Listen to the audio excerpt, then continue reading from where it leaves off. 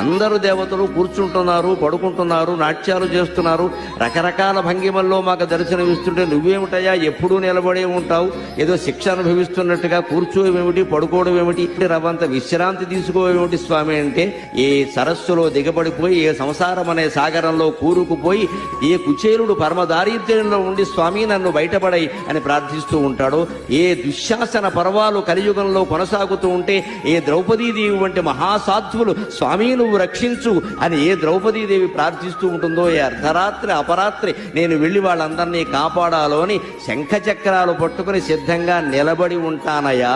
పడుకుంటే లేచి బయలుదేరడం కష్టం కదా, ఎవరికైనా దేవుడికైనా. ఎవరో మేలుకొలుపు పాడాలి, సుప్రభాతం పాడాలి, లేవాలి, బయలుదేరాలి. అంతకంటే నిలబడి సిద్ధంగా ఆయుధాలతో సహా ఉంటే వెళ్ళి కాపాడొచ్చును కదా అని నిలబడి ఉంటానయ్యా అనే సమాధానాన్ని స్వామి నా మనస్సులో స్ఫురింపజేశారు శ్రీ వెంకటేశ్వర లీలగా.